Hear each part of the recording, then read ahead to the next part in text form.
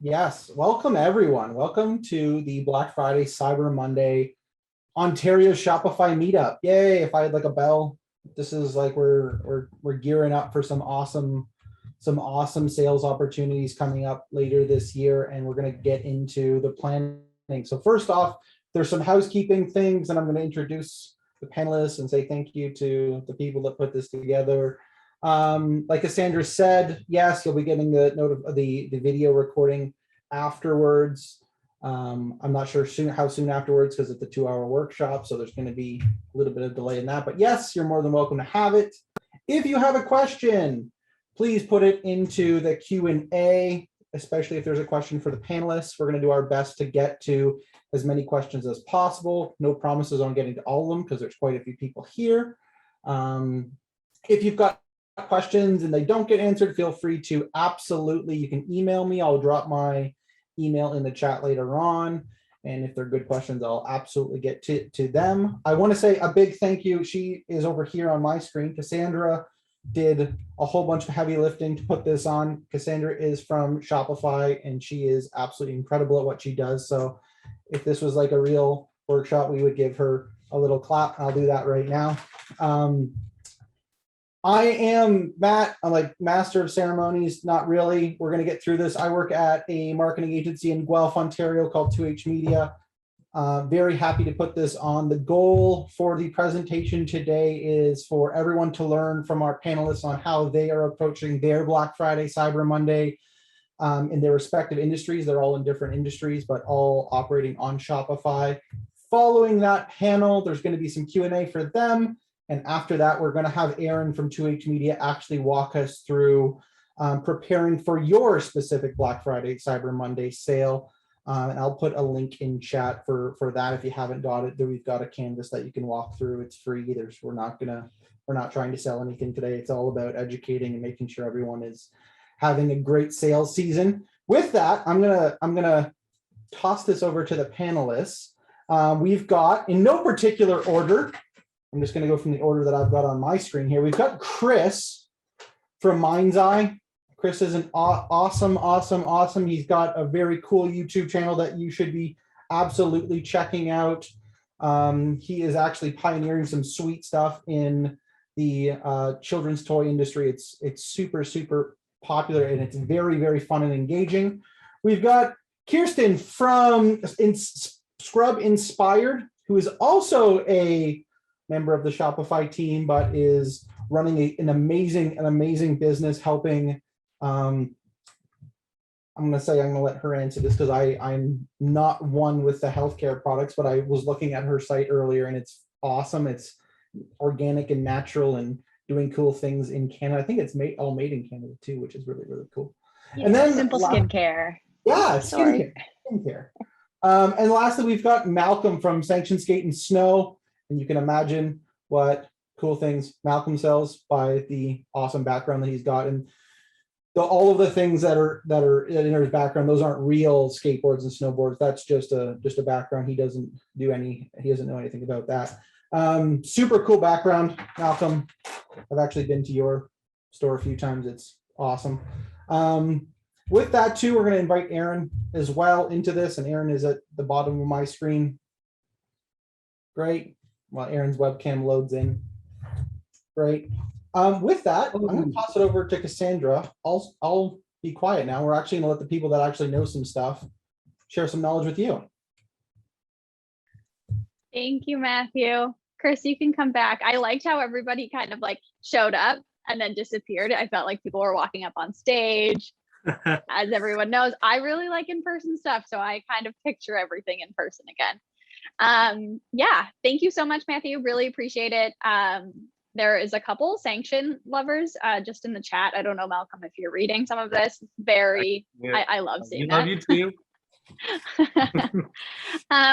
Cool. Well, let's get this started. So like Matthew said, if you do have questions, pop them into the Q&A. We're going to leave about 10 to 15 minutes at the end, specifically for the panelist questions. If there is something specific to like BFCM or getting your strategy set up, leave that for the workshop. And then Aaron and Matthew can kind of go through some of those. And realistically, some of the workshop may actually answer some of those. So keep those in your back pocket. But if you have questions specifically for the panelists, pop them in there and we'll go through them. But yeah, just to get started, I'm going to let everybody kind of go around, introduce themselves and their business. And I guess I should do that first. So I'm Cassandra. I am the Shopify Community Manager for Canada. So I am in charge of running things like this. One day we will be getting back in person and hopefully I can meet all of you. And that's going to be probably one of my favorite days. But in the meantime, this will do and we'll be able to get some really cool knowledge from everyone. So Kirsten, I'll pass it over to you. If you just want to let people know your name, your business, and when you got started, we'll go around and then we can hop into some questions. Sure thing. So I was just checking out the dopest pillow. Someone had put their website. I've been checking out all your websites. They look amazing. My name is Kirsten and I have a business called Scrub Inspired. We founded it about 8 years ago. We're coming up on 8 years, just a couple weeks away.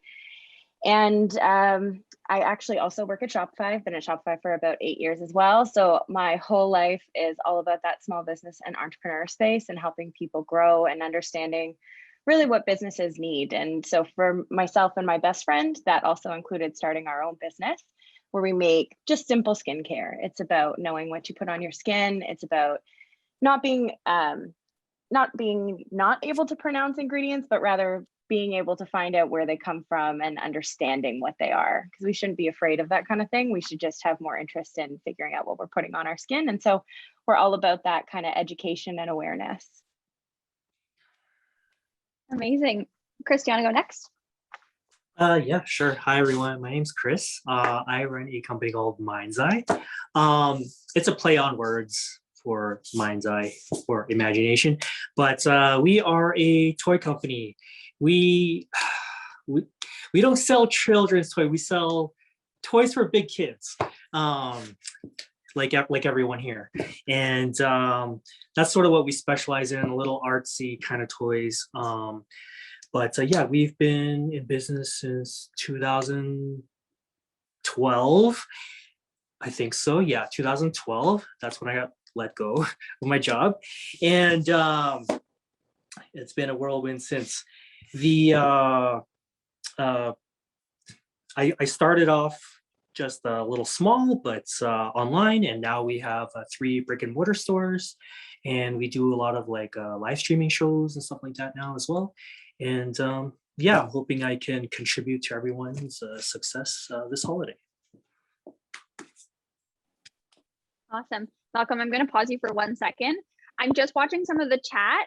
I see a ton of people commenting, which is really exciting. However, I am seeing that some people are still actually, if you look in the chat box, it says 2. You can actually update that to everyone. Some people are actually just sending it just to the panelists, but I would love that everybody can see that.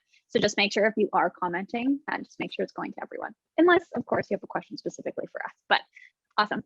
Malcolm. Hi guys, my name is Malcolm. I'm the owner of Sanctioned Skate and Snowboard Shop here in Toronto. We took over this business in 2008. We're a specialty skateboard, snowboard retailer focused on high-end quality hard goods and outerwear. Yeah, I'm stoked to share my experiences because I think I've been around since Black Friday really even started happening in Canada. So I was thinking back and I'm like, wow, I pretty much started my business the year Black Friday started in Canada. So I'm happy to be here and share my experience. Awesome. Well, very, very excited to have all 3 of you. Again, thank you so much for your time. So before we get into like Black Friday, Cyber Monday specifically, this is always one of my favorite questions is I would love to hear specifically because you've all started this brand or the brand, sorry. What was your first sale like? I feel like everybody remembers that. I can go first. Everyone's nodding. Yeah. Yeah.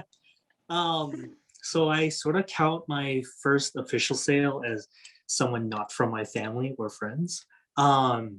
And it was just some random person in Nova Scotia who just found me on Google and she bought something. It was like a plush toy. It was $20. I'll never forget it. It was sort of validating, and it was about not even in the first 30 days of business. It was in like the 40th day, something like that. I love how people typically remember like either who it was from or where that person was. Love that. Yeah. Yeah, my first order was from my business partner's aunt, who has like endlessly racked up credit card bills worth of scrub inspired products. And that was amazing, but it's funny because I actually remember our first market more memorably than that first sale. And for us, it was like we had our products in mason jars, so kind of dangerous with like the second piece of lid that's sharp metal glass. You really shouldn't use that in the shower. We were hand painting our jars, and like they were kind of, you know, it was a little rough around the edges. It was pretty raw. And I remember that day we had samples out so people could come up and we, you know, we give your hands a scrub and you get to experience the product. And we ended up having a great day. And so for us, it was like the product selling, regardless of how it looked and how we presented as a business, because it wasn't our strongest moment, but getting to test that and having people love it really told us we were doing the right thing and to keep moving forward. That's awesome. I'm assuming that you've moved past the mason jars. Yes, yes, we are. A little One lid, safer. just one lid. Yeah. I actually don't remember my first sale because it happened so seamlessly. We took over an existing business, and it was just like one day we were one thing, and the next day we just continued on as our new brand and our new identity. And I'm sure it was someone who we see all the time still, but it was just one day we were closed as one business, next day we're opening as another business, and here we are. So Cool. I do remember my first online sale. It was a snowboard out to Halifax. I don't remember the details, but I was very excited. I do remember that much. Cool. Can I just I let you love know, that. do you guys remember watching this Breaking Bad? And there was the car wash owner who had framed his $1 on the wall. I so regret that I never did that. I wish I did, and it would be. It's hard to do when it's digital, but I wish I did something like that. You could print out like the first order within like Yeah, I was about to say, go into your Yeah, I admin guess so. and just print that. Pretty similar. Yeah, yeah, you're right. Or I your can. like first payout We'll help you invoice. make it happen. Yeah. Yeah, this could work. This could work. Cool. Okay. Yeah, I guess let's hop right into BFCM. That's why we're all here, realistically. How is everyone feeling about it? I know that last year was probably a little bit bumpy, had no idea what was going on. How is everyone feeling just like going into it, just broadly? 2 plans. Excited, That's all nervous. I'm going to say is I want to have 2 plans. In Ontario, just the uncertainty. You know, I love the idea of going back to in-person shopping and being able to have an event like we normally do. But reality is it's a coin flip at this point in time, I think. So I'm trying to just make sure I have 2 plans ready to go, and that's it. I'm feeling pretty good about it. Last year we surprised ourselves. I don't know if you guys share the same experience, but I think with everybody at home last year, our online sales just really grew. Yeah, So it same, sort of for took me sure. by surprise, actually. So I thought I was prepared, but I actually wasn't. So I feel like it's similar situation this year, but with like a little mix. My online sales is not as strong as last year, but there's still that sort of people are used to it now. They're so used to just ordering from home. So I'm gonna definitely take advantage of that this year. So I've sort of taken some strategies that I have always done since 2012, and I've combined it with some new stuff that we were forced to do last year, which was live streaming, and that's sort of what we are very bullish on. We're gonna do it all, do the whole traditional Black Friday thing with like sending the emails and the newsletters the day before and the day of, along with like a lot of extra live streaming stuff. So that's sort of our plan this year. Yeah, we're really feeling a lot of the same, like uncharted territories, really. You know, I same experience last year. We had a boost in our online sales just through like, you know, local support and push. And so we're feeling that not as much through 2021 and are kind of curious how that's going to impact our Black Friday, Cyber Monday. We also have our first manufacturing location that we would actually want to invite people into. So, you know, we have these big goals and big plans to have an event in our new space that will be completely unveiled for the first time. But at the same time, you know, we have to be prepared for anything. And so we're kind of in that same place, plan A through plan Z. Very cool. And just, I feel like I have all of this context, but none of the attendees do. Malcolm and Chris, you both have retail locations, is correct? Yes. 1, 2. I have 3. 3, 1. And then Kirsten, are you still doing pop-ups?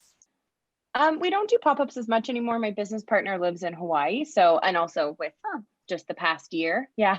So we're kind of an international duo now. But we still do some events, and we'll do like, we are in Whole Foods. So we'll do demos at Whole Foods and that kind of thing. And we're selective about it right now, for sure.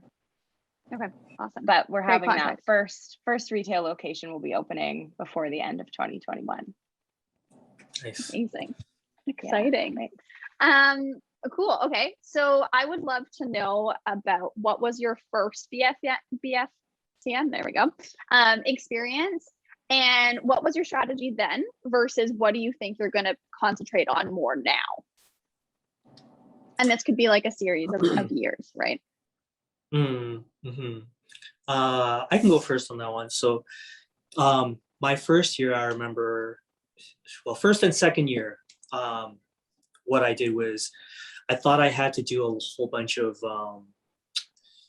sale, like different prices for different items.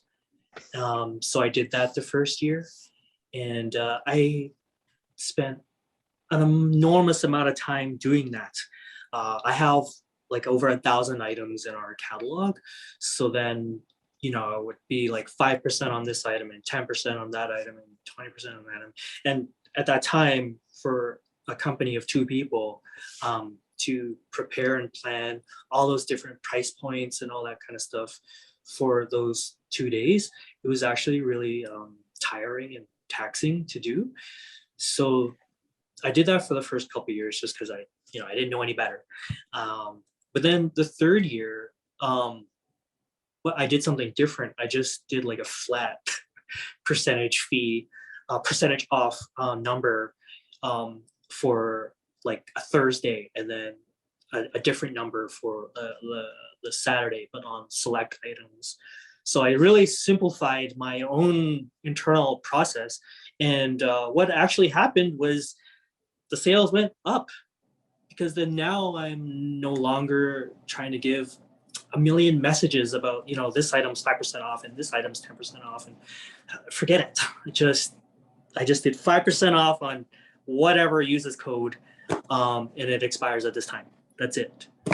So for me, as a small team, now I only need to make one graphic that encompasses the entire day, and as opposed to like an email just full of like images and percentages off and what the prices are. Like that might be great for maybe a larger company, but if you're still a small kind of company, you know, with 5 people kind of thing, I don't really recommend that. So that's what I do now too. I don't really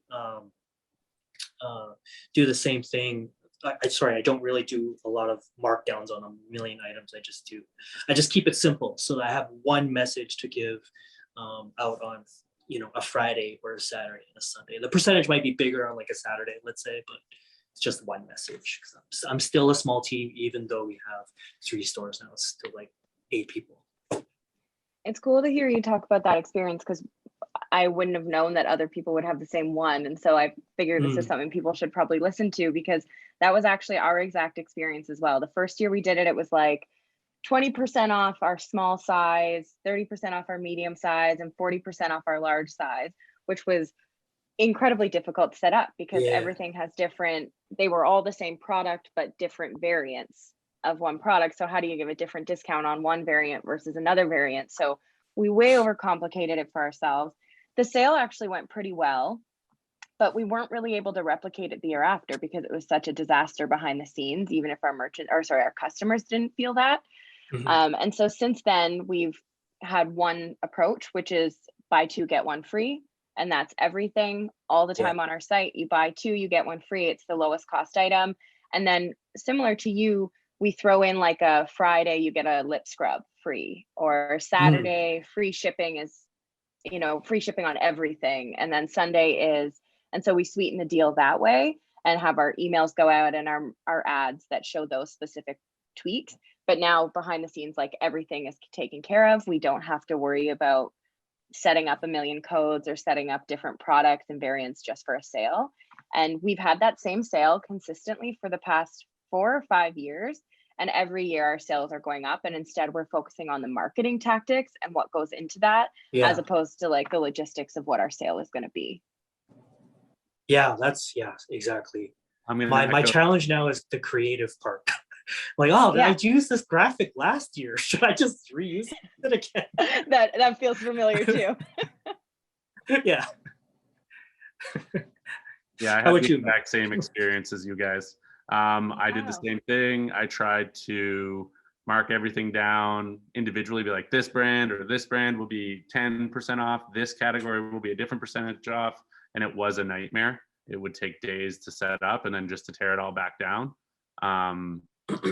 We didn't even want to do Black Friday for the longest time. We fought off against it for years because we're like, well, we have Boxing Day in a couple, why are we going to double dip on both sides of the holidays? This is a little bit frustrating. Why are we taking an American thing and making it a Canadian thing? And then, 3 years of fighting it, I had to do something. So yeah. But we had the same thing. Now it's just a blanket thing. But I don't know about you guys. I mean, you guys are a little bit different. But we're starting to get into the circumstance where we're getting manufactured retail price policies that are entering the Canadian market. So if you're selling certain brands, they're holding up prices and stuff. So that's starting to make all the planning that we thought was easy, just blanket 10% for the weekend, really challenging because we're starting to be held liable for pricing policies and stuff. Like X brand can't be on sale for more than X, or when it's on sale, you have to match that sale or whatever it might be. A lot of the guys are now like, no sale, no time until this season is over. Some people will give us a gap, like a window over the holidays, like maybe Boxing Week or Black Friday, Cyber Monday, like it's the weekend. But some people are just like, no way. For sure. I get around that by doing things like, buy this and get a free keychain or something like that. Yeah, or $10 off next purchase. Yeah. I think that's our new strategy, is going to be more box stuffing and giving the discount going forward. So if you buy something from us, you spend X amount on Black Friday, Cyber Monday, in your box, you'll get a box stuff with a promo code that gets you X off your next purchase. And it's direct to the consumer, kind of stays off the radar with on the MAP policy side of things. So that was one thing we're going to be investigating doing this year.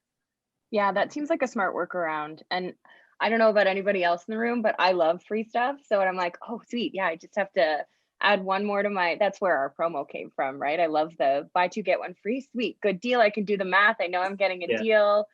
And I can check everybody off my list if I'm doing my Christmas shopping or holiday stuff. I wish my customers were as good as you, because they come in and they're like, I just spent $1,000. That's a toque isn't good enough. Yeah. Nothing. But a toque is more than just choosing beggars, right? Have the toque or nothing. Yeah, exactly. Yeah. Oh, I have awesome. lots of thoughts about going forward this year, especially. We traditionally have a really big in-store event. Hundreds of people come in, and we didn't have it last year, which was upsetting, and we kind of just forgot about Black Friday because we were so beside ourselves about what was going on. So we just kind of, nothing really happened. Yeah, I think it's important to recognize Black Friday and maybe throw up that 10%, even if it's just a quick last moment thing. Yeah. But Yeah. my Kind of a plan- nice entry too, because someone here asked, what's your take on doing crazy sales and diluting brand image? Mm. And it's interesting because for us, like our Black Friday, Cyber Monday is sale of the year. It's always every year. And now that it's the same sale, people wait until this time of the year. They save up and go bulk, and that works for us. But I have had a lot of conversations with business owners who are worried about that kind of dilution. Yeah. So the toys that we have, you know, like these toys back here, like this particular one here is like $1,000. So Yeah. it's not like we sell very low cost, cheap things. Our brand is sort of very premium as well. We sell very premium Yeah. toys. So none of the stuff like you can find at like Walmart's. Walmart. Like the stuff that we have is very high priced. So my answer to that is that it doesn't matter. I don't think anybody cares. And especially if you're in your first year, you know, you need to make sure that your business is alive and well and healthy. I always use this analogy with my own team here. You know, we play a card game called Big Two, and the whole object of the game is to get rid of your cards. The more inventory you hold, you're going to get in trouble. So I would much rather get rid of those cards, even if I just make $1, $10, as opposed to, you know, a 50% margin. I'm sorry, like I gotta get rid of those cards and get out and make sure that I move on to the next round. And that's sort of how I view my business too. If I keep holding those cards, I'm going to get in trouble. So the brand dilution thing, I don't think it's a thing. I think that brand dilution, like your brand is going to be on the products that you sell, how you market. Otherwise, I don't think a sale is going to affect any of that. I agree. I mean, I think we all have to play the game too. All of our competitors are going to be doing the same things. So you still have to compete. Yeah. Mhm. And a lot of There's people also- don't know like wholesale. Oh, sorry. Go ahead, Cassandra. Go ahead. I was just going to say like our wholesale rates for beauty skincare, people want like 50%, if not better. Like if you're selling to a spa, they won't take less than 50%. So if I'm selling direct to consumer and I'm, you know, doing a 30% off everything, I'm still coming out way ahead of what I'm coming out when I'm selling through a spa or through another wholesaler, because we do a lot of wholesale. Mhm. So for our bottom line, it doesn't really have any impact, if not being still more beneficial than through wholesalers. Mhm. Mhm. Mhm. That's so interesting. It's really interesting to hear. I feel like, so we ran the meetup for West last week, and so we were talking very similar, but we kind of went down the route of some people are choosing not to do sales, but going more through, I'm really bad at saying this word, philanthropic, there we go, Mhm. way of going about it. So instead of like, you know, here's 10% off of this or 50% off of that, it's like, hey, if you buy this, we're actually going to go and donate this, or we're going to like, there was a really cool example last year from Vessi Shoes, and they make, for those of you that don't know, they make waterproof running shoes based out of Vancouver. And so they basically put this price that it was like, okay, buy the shoes at a discounted rate, and you get the shoes. Buy the shoes at like this rate with like almost retail price, and we're actually going to give this much money to healthcare workers, and then buy the shoe at a retail price, and we're actually going to give a pair of shoes to a healthcare worker. And so it was almost like, hey, you can get this discount, but if you actually just pay this extra $10, we're actually going to do more for the community. And so they were saying that they were able to kind of push customers more into like, you know, pay full pop. We're not taking a ton away from the actual price, but you're giving back to your community. And so there's companies like Ten Tree, and they're giving back to the community and the environment. And so there's other ways of going about it. If you can't necessarily, if you're like, this is my bottom line and I can't go cheaper than this in order to make it work, there are other ways of going about it as well. Yeah, Patagonia does a similar thing. They do that every, I believe, Black Friday, Cyber Monday as well, where they donate to charity. I think a bulk of their profits. I think it's really cool. I think that's easier for a direct to consumer business that has a little bit more margin probably to do that kind of stuff. We do put a lot of donations throughout the year. Like it's part of our plan, not just for Black Friday, Cyber Monday, or sales. It's just part of like helping build our community. So it's built into our DNA of our business and stuff like that. So I get that, and I think it's great, but it's really hard on margins. I'm sure Chris would agree when you're giving away. There's more creative for me personally. I read the question. I'm like, it's really cool. I love it. I think it's awesome. I even like it when my brands shut their website down for Black Friday, Cyber Monday. We've noticed. I was about to bring that up. Yeah, they just shut her down and say, go to your local snowboard shop or go to your local. I love that. Yeah, I think that's super cool because their products are still selling. And if they give you the autonomy to have sales, then, you know, presumably you're having a better sale. It's funny too. I read this question and I asked my business partner about it. We had a little chat this morning just to make sure we were all aligned and stuff. And she was like, what? But it's funny because we're such a small business. So it's hard for us to do that when, you know, over the past year, we've donated thousands of dollars to numerous causes. And that's part of like, we are a social enterprise. So it's part of the decisions we make every single day. And so our approach to Black Friday, Cyber Monday doesn't really change in that case. And that means that we're always trying to make a positive impact. And for us, it's on our environment and reduction of waste. So we focus on those messages still around BFCM and generally around Christmas when consumerism tends to be higher. But at the end of the day, if we're going to do a sale, we don't have the margins to do anything beyond that. And also I saw a great point in the chat that like, if you're giving something to a charity or a nonprofit, cash is really king. Like there have been numerous issues created through things like Tom's. There's really interesting studies about the impacts of Tom's giving shoes to communities.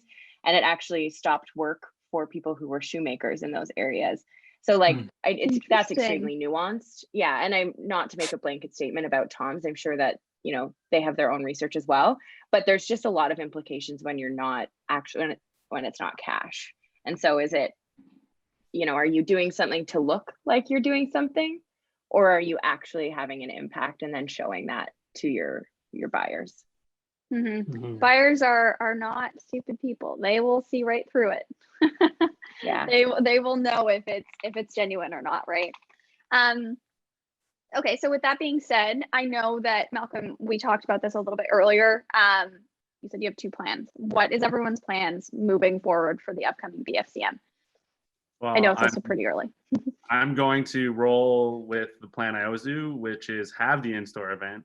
We do a Midnight Madness. We try to avoid our big box retailers. That was a strategy from day one, was to not try and split our customers' time with Walmart and Best Buy. Was to kind of be like, okay, we're open from 6:00 p.m. till midnight on a Saturday of that weekend. And you come in, you pick literally pick a number out of a hat, you get a discount, you have to shop until midnight with your discount. And it's turned into this huge thing. We miss it. We loved it. It was bigger than the whole holiday season that one single night. So I really want to get back to that, and then just recognizing Black Friday, Cyber Monday online and do my blanket deal. And then I guess plan B is going to be more of a focus. If I have to do everything online and I can't do my event, will be really focusing on my customers that have purchased numerous times from me. I really want to take the opportunity for Black Friday, Cyber Monday to reward people with like, you know, maybe 3+, 4+ purchases with me in the last decade on Shopify. I can recognize that with all the stuff, all the apps we'll talk about later. But I can just kind of address them directly. And I think that's, you know, I'm going to do my blanket thing and then really, you know, go a little extra for those guys. So those are my 2 plans at the moment. Yeah. That's really smart. Yeah.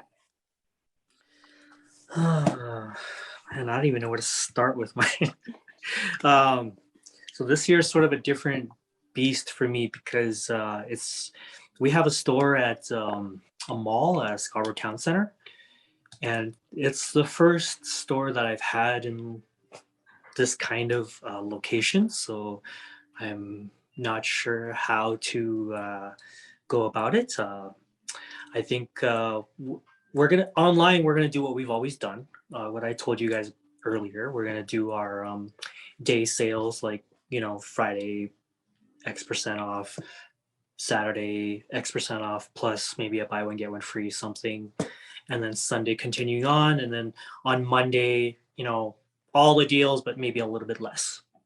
That's what I've traditionally done. Hasn't changed. But for this year, for the store and like the mall and that kind of stuff, I think what we're gonna try to do, because we're not sure what we can do yet, is just make sure we have like all the signage ready on our kiosk that we have there, and I think we're gonna just dedicate one kiosk towards just Black Friday, Cyber Monday. I don't have like an actual physical store. It's like a large kiosk space that we acquired, and we have to. Nothing is open. Everything is behind glass. So we have to be a little bit creative on how we're able to do that within a mall setting. But the thing that I am going to be doing different this year, of course, is live streaming. This is actually the streaming room that I use. And so this year, what's going to be different is that we're going to go 3 days nonstop live streaming. Nonstop? No, it's only once a year. Might as well I'm going to try it out this year. Go all out, have a bunch of Gatorade here. But yeah, I'm going to be doing a lot of live streaming. And so I'm going to have to fine tune this, but starting on Thursday evening, we're going to be doing live streams. I'm just going to be doing live unboxings and stuff like that throughout the weekend and do it all week long. It won't all be me. I'm not a monster. I have like another team. So we're going to have, rotations and stuff like that for live stream. But I feel like if I am able to pull it off this year, the first time that we're doing it, then it'll be sort of like a fun event to do every Black Friday. And the reason why I want to do it is because what live streaming does for me anyways, is that it keeps people from going onto a different website. They're just watching you. So that's sort of the strategy that I'm trying out this year. That's actually the main driver behind the streaming, is so that they don't go to a competition. That's it. A lot of my competitors who might sell the same products as I do, they might have their own promos, but I'm going to use entertainment this year to try to lock people.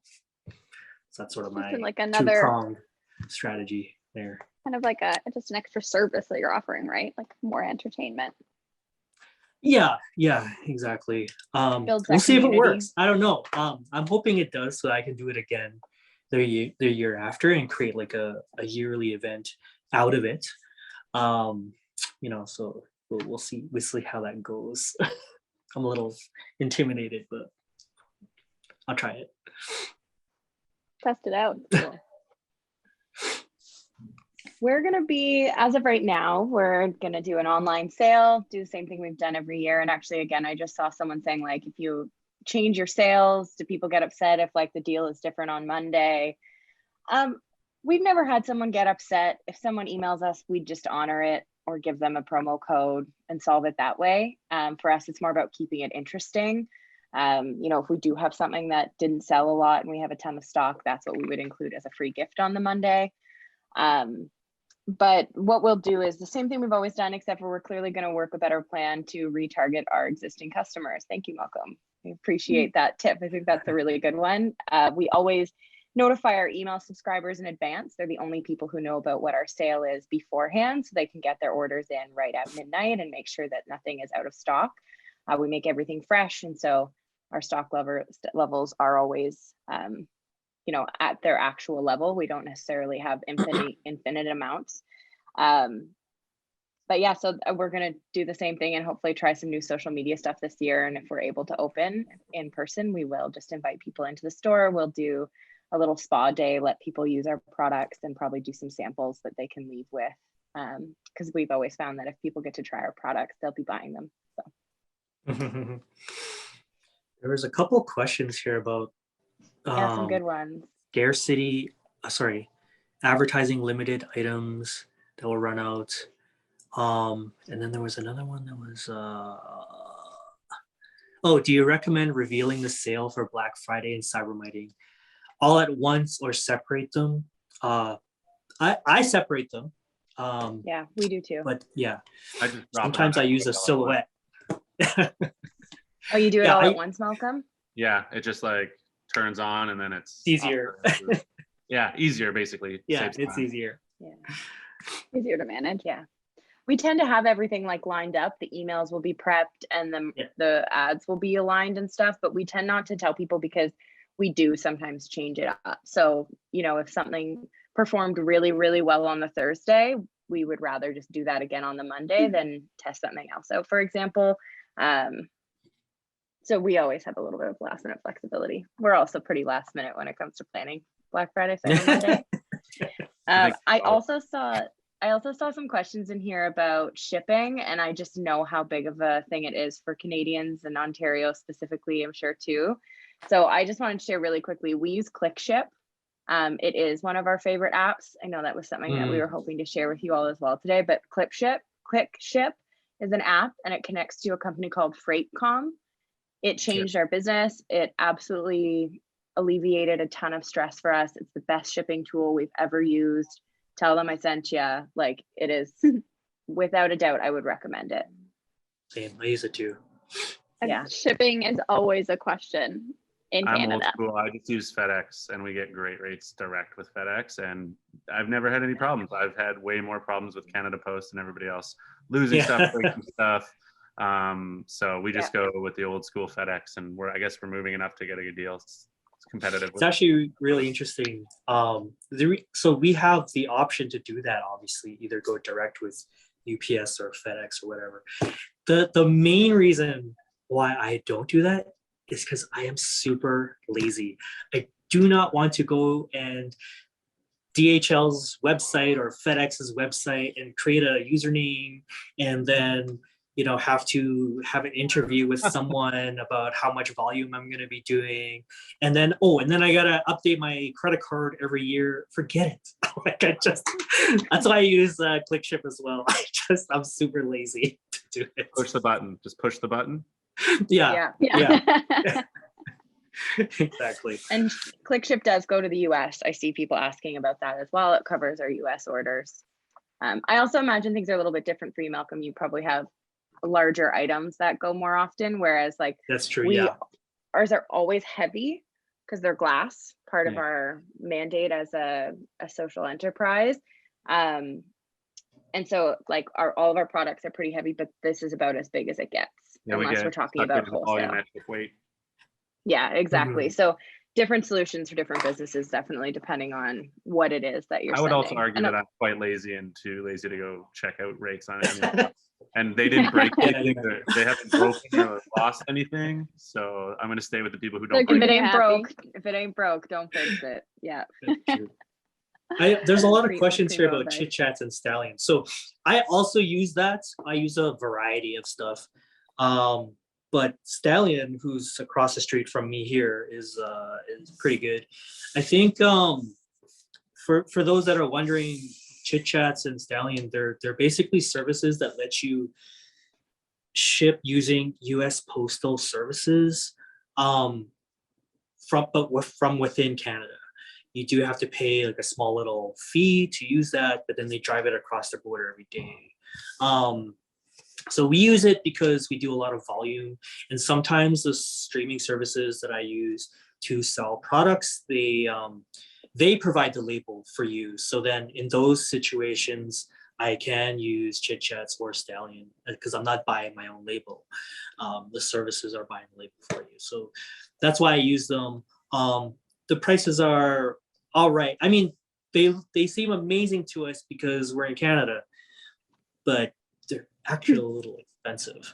So if possible, if the amount of the item is, below the threshold, For Americans, I prefer to use ClickShip actually. Then I don't have to do two different paperwork. I don't have to fill out manifests. I hate it. I'm just realizing as I'm talking now that a lot of these decisions come down to me just not wanting to do stuff. Like, You got enough on your Yeah. plate. I feel like that's What always happens when another you're thing. That's what you're supposed yeah, to when you're do. the creator, Yeah. you're the marketing, you're the social, you're the operations, you're the logistics, Yeah. right? Yeah, Mhm. do That's it. the biggest challenge with small business is just because you're really good at one thing or love one thing doesn't mean that all of the other parts of business can come easy. And not to, be too biased here, but that's why I love Shopify. Yeah. It Yeah, really same. helps with all that other stuff. Yeah. I have a quick question since we're on freight. Is anybody's incoming freight getting hit really hard right now? Like, are your suppliers, first, is there delays? And then I guess second, are you guys getting hit on the back end for extra shipping? You are speaking everyone's language in the Oh, chat. wow. Look at that. Yeah. Yeah. Holy moly. Lots of Yes. yeses. Massive delays, major 25K for a container, huge Yeah. delays. Like Same quadruple the here. price. Yeah. We ordered in February of this year, we ordered enough packaging for a long time because we knew that we weren't going to be able to afford to keep doing it in smaller intervals that we usually would do. Yeah. Yeah. Chris, are you experiencing like supplier delays for the holidays? Oh, totally. I've had to, I've lost maybe about 10, 15 points because I've had to do things where I would ship maybe 2 cartons of something by air, and then I'll just take the rest by ocean. This way I can sort of have stuff to sell, be on top of my competition, and be relevant, because that's the worst Is the thing. supply available? Supply is available. There are delays at the actual factories, yes, but I'll leave that problem for another time. But I can't do anything about it anyways. But for shipping, so how I compete is, there's companies that I compete with that have a lot of financing. Like, it's like money is no issue for them. So they can ship everything by air, they can afford to just make Almost the 20 same points. price, really. Yeah, I can't. So what I do is in order for me to compete, I do exactly what I said. I ship some by air. This way I can be relevant and I don't have to be lost in like the sea, because for the products that I have, it's sort of time sensitive, right? Like, I don't want to be the guy who's, if a product's launching in April, mine's going to come in like, July because of an ocean shipment. I'd rather just get something. I'll lose a little bit, fine. And then I'll be relevant still. People don't have to, I'm not going to lose that customer because he can go buy it somewhere else who's willing to lose the money on it. And then by the time that my stock does arrive by ocean, then I'm sort of, I have a little bit of an advantage actually, because I still have, some stuff that is hot and available still. So that's sort of how I've gotten around it. But I have lost a little bit because of it. That's the best thing that I could do though to get around this whole situation. Yeah. There's nothing I can do. No matter what broker I use, whoever I call, they're all telling me the same things. Port delays in China. Oh, okay, this port's done. Okay, go to another one. Oh, they got COVID suddenly, so then they're closed, and then so there's nothing I can do about it. At least you get to make Current those reality. calls. Yeah, exactly. So We're handcuffed. it is what it is. Try to get around it. Distributors, we just get this. We get what you get, but we have no say. We just get what's coming and price increases, and that's kind of like what I was thinking. Like, I have in bold letters on my piece of paper here. Should we even go on sale at all with shortages of products? Like, in my industry, like what I have is probably going to be it for the entire season. So Right. Like, do you need to put a sale out because people are going to be shopping for the season anyway? but Yeah. to compete, should I be doing more of the gift with purchases, or like this is changing a lot quicker than I thought. So, but I mean, I don't even know if I'm going to, because I don't think I'm going to have enough inventory to last to March break. Ooh. Yeah. Okay, I'm gonna give this conversation a little bit to the right here.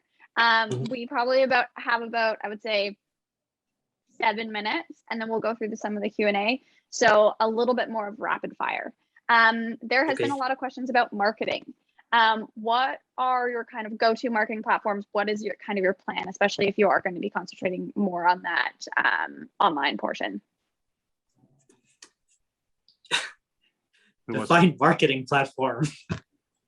That's so difficult to answer nowadays. Instagram, I guess, is what I use the most personally. Yeah, same. Insta's our channel for sure. I'm a Google AdWords guy. We go real hard in the paint with Google Shopping. That makes a lot of sense, actually. What about email marketing? I mean, I've used MailChimp. I'm just too lazy to use anything else. I've been using that. It's easy to schedule. I schedule emails out. Like I do 7 emails a week that are planned by me. And my team does it all in 2-3 days. And then I just review once a week for that. I use Klaviyo, and I do Same. 3 times a quarter. I'm not into hammering mailboxes. Yeah, we swear by Klaviyo. It's definitely one of our favorite apps. Something we definitely recommend. That takes you back to getting your repeat customers there easily. Yeah, exactly. So what we'll do is we'll notify our recurring customers of our sale further in advance of like our night before Black Friday, Cyber Monday sale is about to start, which would go to our email subscribers. We have a lot of people on that list who haven't purchased, but for us, our business is largely recurring customers. You know, we're a lifestyle skincare brand, and so we want people coming back. And so a really big thing for us is actually finding the right way to target and market those people specifically. And so my brain's been kind of spinning since we started this conversation. I think we'll probably do an exclusive pre-sale for BFCM for those recurring recurring buyers. And then, you know, open the gates. So there's a bit of exclusivity also that kind of creates that, hey, you're special to us. We appreciate you. Yeah. People want to feel special. If you can be like, same thing with if you were, you know, in person and you had your retail location. It's like, hey, we're having a VIP night. If you're getting invited to a VIP night, you're way more likely to show up than like, hey, we're open 9 to 5 like every other day, right? Hot chocolate. Yeah, that's the thing for sure.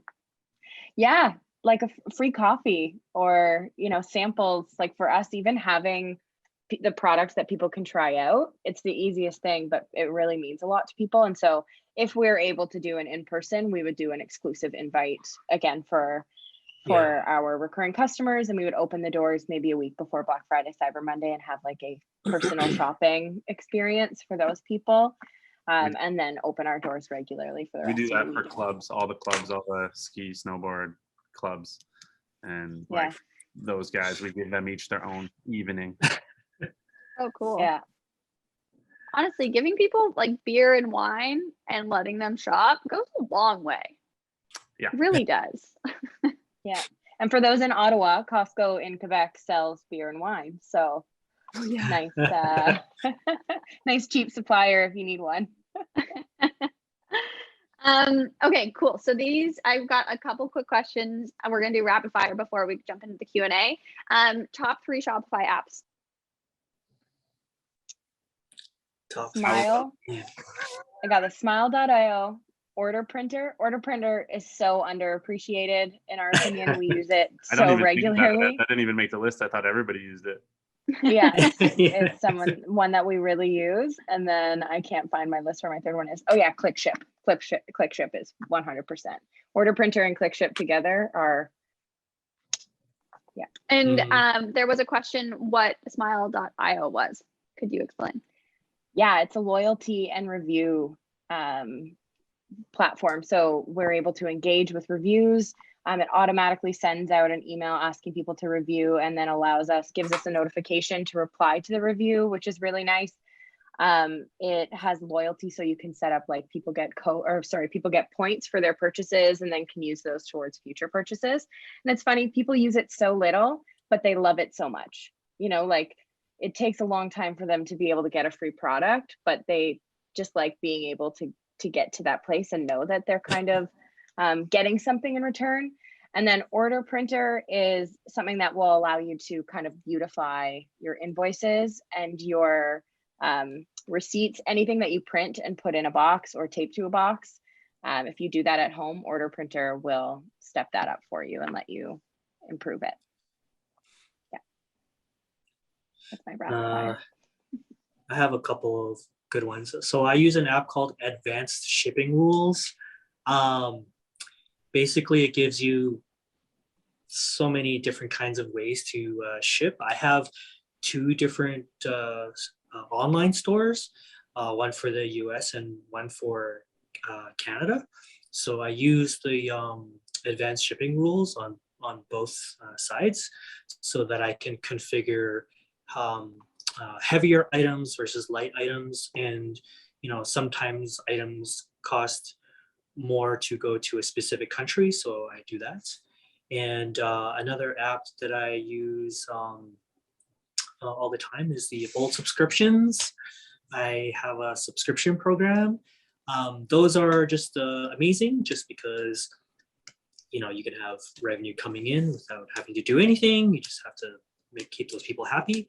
And the other one is just the discounts app that I think a lot of people use. It's just scheduled discounts, and I use the scheduled discounts along with the like scheduling on later. It's like an app for scheduling Instagram posts, but I match them up each day, and then each day as the Instagram comes up, you know, then the discount kicks in, and I don't have to do anything because it's all done 30 days before. You know, like Yeah, we plus one plan to our later. pictures.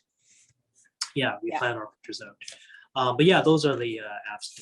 But there was a question here about why do I separate my two sites? It's because for my brick and mortar stores here in Canada, I need to use Canadian dollars, and I need to, you know, transact in Canadian dollars. But for everybody else in the world, this is before, you know, a lot of consolidation work happened at Shopify, but we wanted American dollars. We wanted an American company specifically. So we actually do that. We actually have a Canadian and American company as well. So that's why we have two. The scheduled discount. It's literally just called discounts. I might be old, but I'm using Power Tools Suite still, just to hide sold out goods. I don't like showing people stuff I don't have, so Power Tools kind of manages that for me. So if I sell out of a size or a color or whatever, I don't even have to think about it. It's taken off my website. It's gone. I use Klaviyo as one of my favorites, obviously. I use a discount thing called Sale and Discount Manager, which allows me to make groups and discount things at different times. And then I use Tidio Live Chat, which I use every single day. It was a godsend during the pandemic. Having live chat with my customers, I've probably.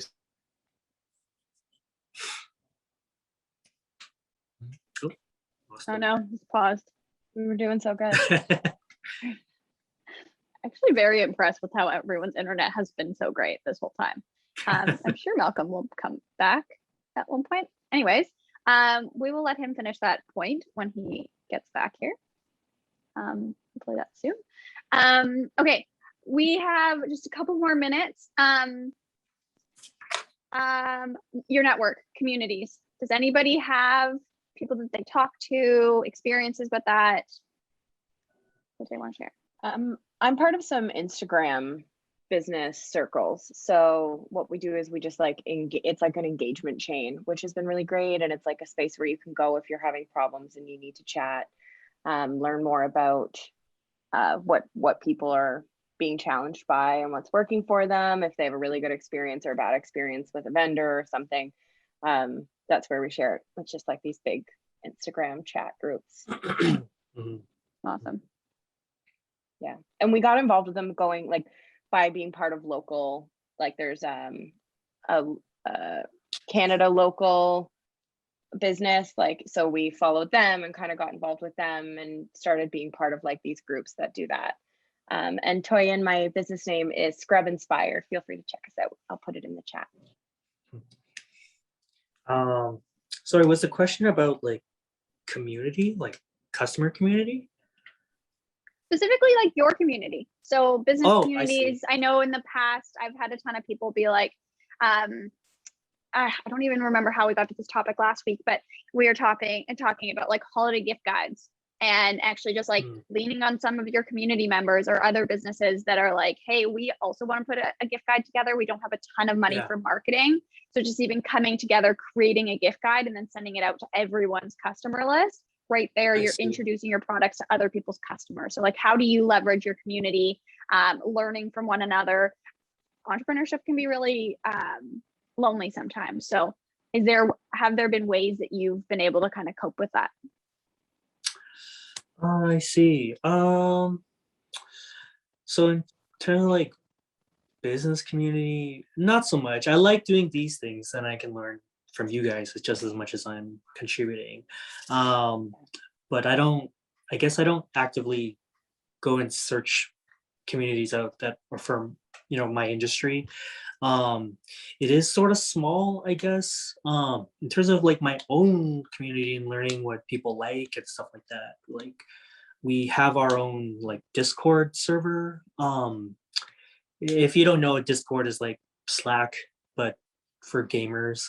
And but we use it for chatting about toys with our customers. So we use a lot of that, and a lot of the live streaming apps that we use, they sort of have like built-in chat communities. So I learn a lot about what my customers like and what they want live in real time during the streams that we have. And when I'm not live, then I just look on my Discord app and they sort of ask me, hey, can you bring this product in, or can you unbox this next week on your show, or when is this thing coming in, kind of thing. So I do that. I actually, for the live chat on the website, we still have it, but if I'm being honest, I try not to use it because I don't want to disappoint customers that want to answer right away through the live chat. So I try to stay away from it.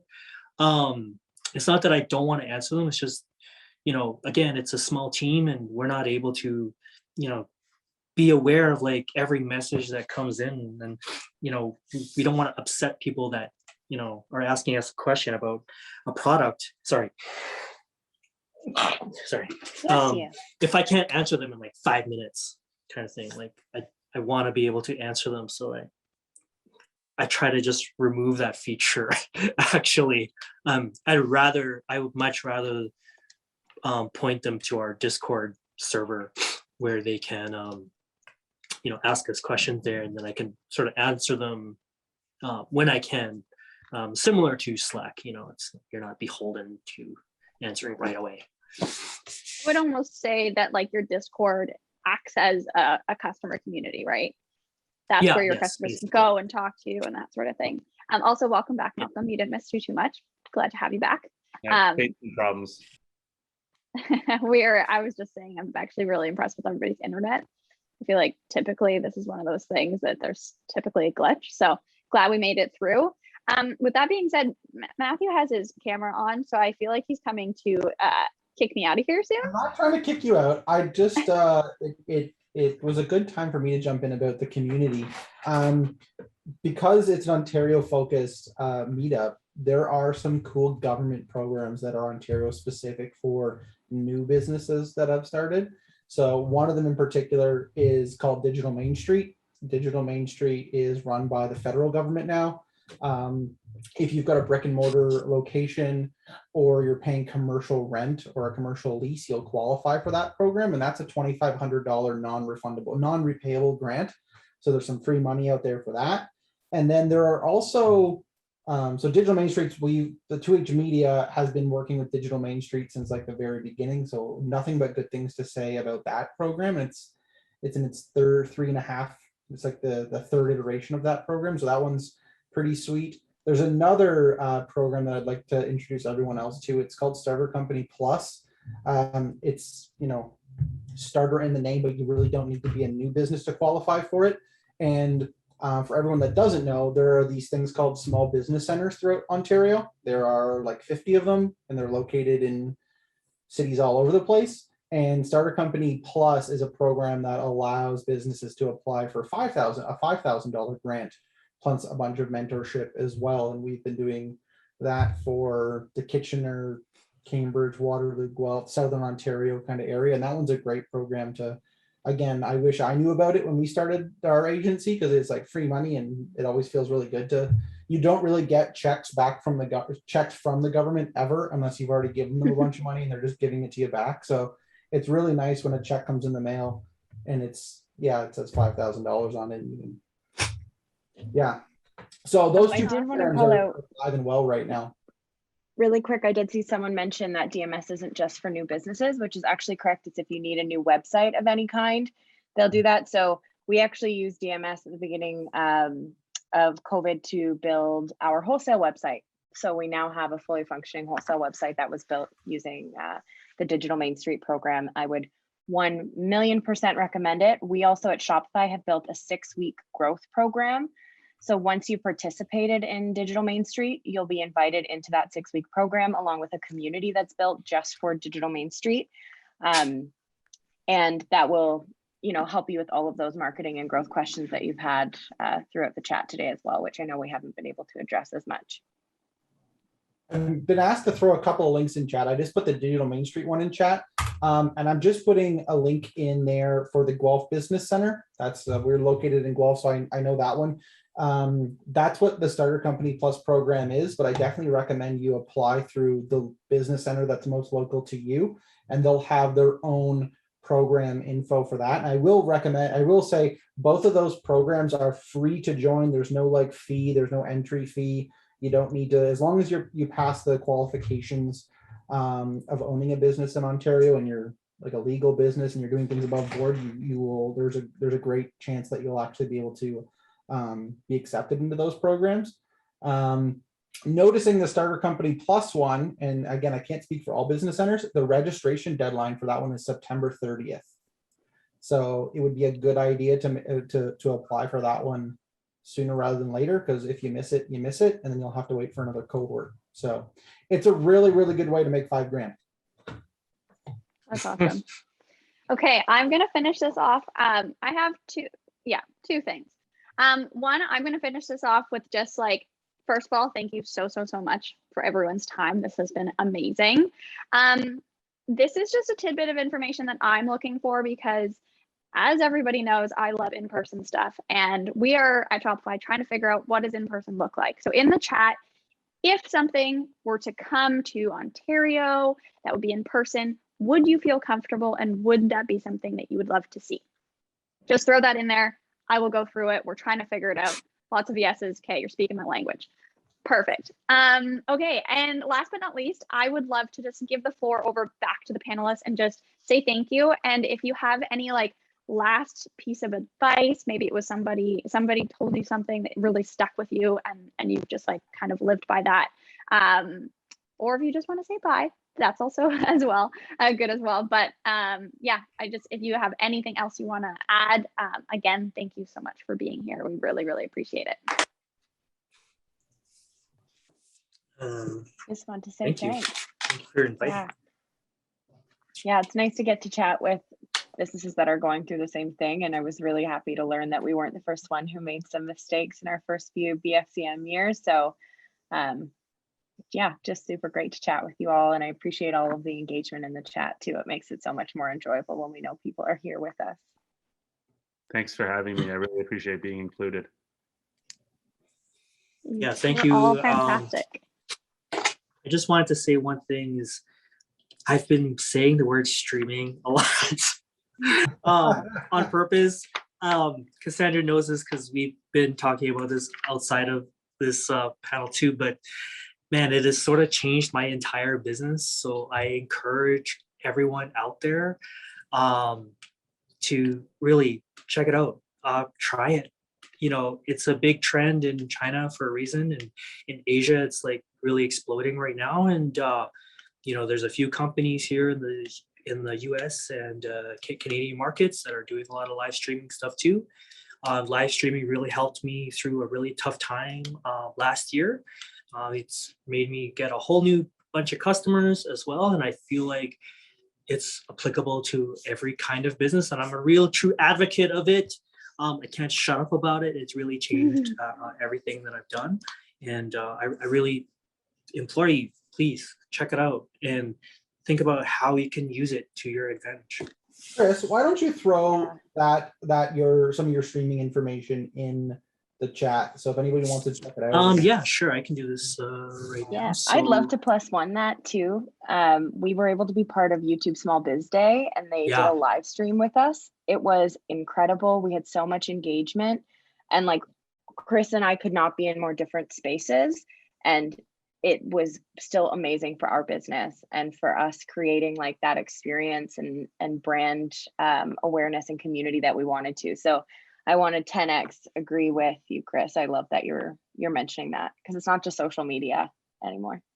Oh yeah. So I just put in, like, the first one that I use is called PopShop Live. That's the website, popshop.live. You'll need a code to sort of start using it. You can use mine there, and I don't get anything from it. It's just for you to sign up. But you can sort of see they sell all kinds of things. It's not just toys. You know, people sell vintage clothes there. They sell what do you call those?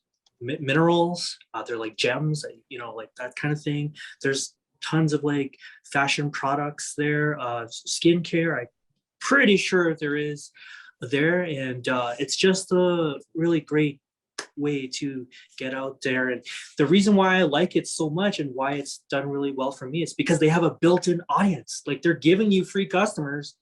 All you have to do is turn the camera on. That's it. And you know, and if you can get one of the customers that are already using the app, why not? Like, that's an extra 10, 20 bucks to you, kind of thing. Another one I use is Network. This one is invite only, but that they do have a Shopify channel that is available, but it is an invite only kind of thing. It's more for like higher end streetwear brands, those kind of thing. And then another one that I use, this is a Shopify app. It's called Live Scale. This one actually like it connects to your Shopify store. And all the transactions done within a browser, so you don't even need a special app. I think it's like, I know there's some new plans. The plan that I'm on is like $500 a month. And I know that in the beginning, of course, it seems like a lot. But if you think about it, if you do a 30-minute stream a day and you make, you know, let's say $50, not like, it's nothing worth streaming home, but multiply that by 30 days, that $500 doesn't seem like much anymore. And if you use it often, if you start strategizing and thinking that you are no longer a store, you are a brand and your entertainment, you know, destination, then the creativity and your imagination will just blossom. So I recommend the Live Scale one. You know, if you can afford it. PopShop's available for everyone. PopShop is only, right now, they're only having it for, I think, US customers can buy, but you know, there's a lot of Canadian customers that I know that have gone on there and just use like virtual US addresses on there. But whatever, you as a Canadian retailer can go on there and you can sell to Americans. You don't need to sell to just Canadians. So you could do that too. Appreciate it, Chris. Yeah. Sorry that I have to cut you off. That's okay. I feel like I could give you like 2 hours. I'm a blabber. And you would be. I told you I was excited about it. Next panel, live streaming. Just Chris. Chris, we just honestly feel like we get enough content. Yeah, I hate to like interject here, but maybe Chris, if you can stick around for a little bit longer, maybe I'll just stick pop around. some of those links in there. I know Erin is sitting here being like, I need to start my workshop now. So with that being said, with that being said, thank you again to everyone. Really, really appreciate it. I feel like we're all walking away with so many learnings. And again, thank you for your time. We are going to pass it over to Matthew and Erin for a workshop. It is one of those things that I feel like you walk out of a panel and you're like, that was awesome, but you don't walk out with anything tangible in terms of like, I have a concrete plan. Well, now is your chance. Go to the workshop and figure out like, how do you start setting yourself up for success? Because this is the perfect timing for it. So again, yeah, thank you so much to everyone. And I'm going to pass it off to Matthew and Erin. Cool. Thank you, everyone. I mean, my camera wasn't on, but I was here. I've got some notes here. Before I get into this, I'm going to put a link in chat. It's so that everyone can actually download this. 2H Media operates a Shopify store of our own. Everything that we actually have on there is free, and they are just business resources. So the store is called Sprint Point. We get asked 1,000,001 questions every day. Some of them we answer on our YouTube channel. Some of them we answer on social media, and the really, really good ones get turned into digital resources that are available for everyone. So we have a Black Friday, Cyber Monday, what we call a canvas, very, very symbiotic to what like a business model canvas is. And it lays out some structure to actually how to plan for your Black Friday, Cyber Monday. So if you download that, it's free. You can print them off. You can write on them. You can throw that in your PDF reader on your computer. We are a big advocate for write something down. If you can record it, you can measure it. If you just think, hey, it was good, exactly like Cassandra's first question at the beginning, it's like, hey, do you remember your first sale? And you'll remember some of it, but you remember all the details. My goal here is for you to have another Black Friday next year. And the goal is it should be better than last year. So if you can take some of your learnings this year, write down the things that really work well for you, lather, rinse, repeat those into 2022 and 2023. So my goal for you is download the work, download that canvas, start preparing for 2021 now with us, and then move forward with it. So it's not going to go anywhere. It's also good to actually just get your ideas down on paper so you can share those with your team. I'm going to have Erin, Erin's over here. He is going to start doing some screen sharing with you after you actually have that canvas in front of you. The questions in chat were really, really good. Yes. And I will say goodbye to the panelists. If you'd like to leave, Kirsten, Chris, Malcolm, you're more than welcome to stick around for this. I know that you guys for a bit.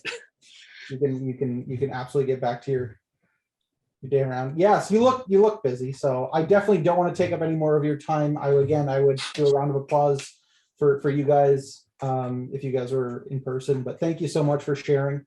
And yeah, feel free to stay, or you can absolutely head on back to business. With that, I'm going to kick it over to Erin. Thank you, Matthew.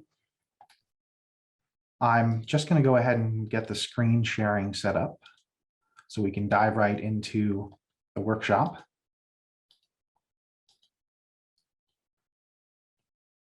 And is everyone looking at my PowerPoint presentation? Perfect. So we're going to try to keep this fairly snappy. I know we've got limited time and everyone's got things to do. This is our introduction to Black Friday, Cyber Monday, and it's fairly surface level.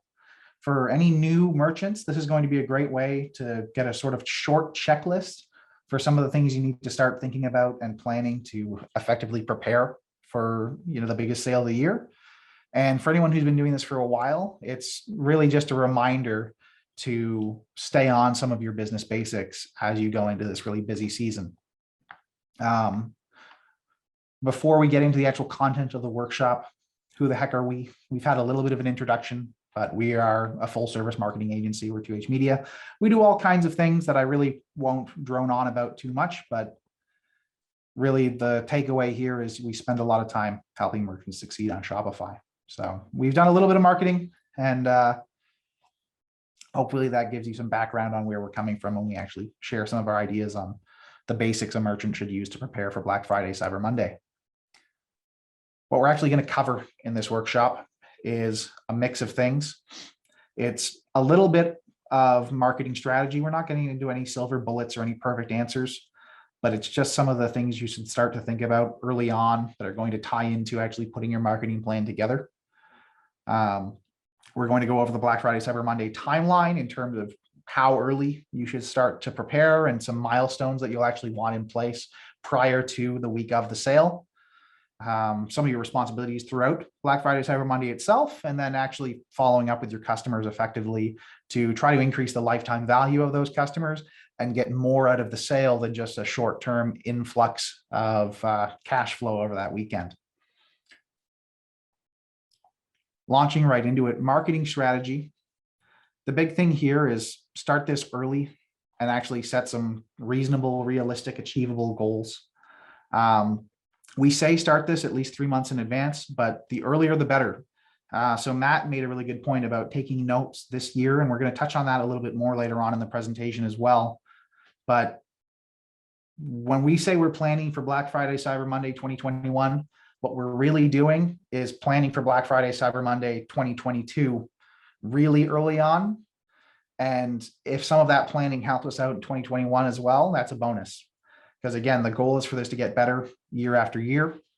And the more planning you can do, the better.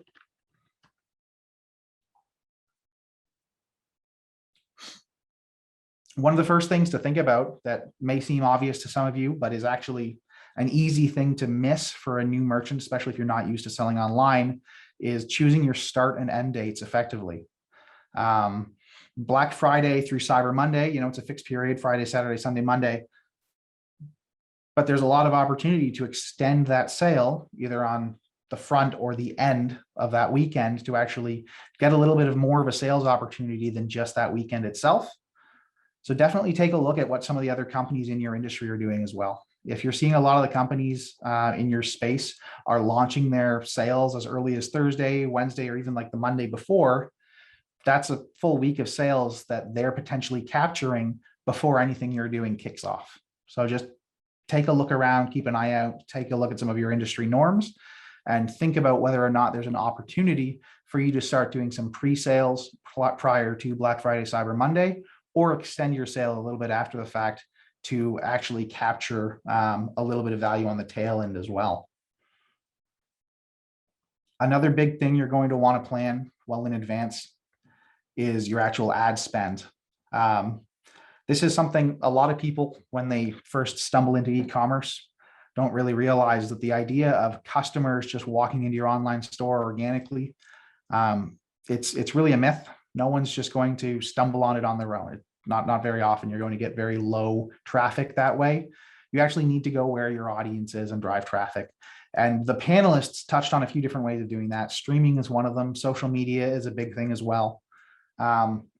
Really, it just comes down to being active in the communities that are actually engaged in your product, and then understanding as well that one of the most effective ways to actually drive traffic is to pay some of the bigger platforms on the internet to actually push the traffic your way. We're big proponents of Google AdWords, actually paying for advertisements on other websites and search engines. They use a cost per click advertising model, which is trackable. That's another thing we really strongly believe in.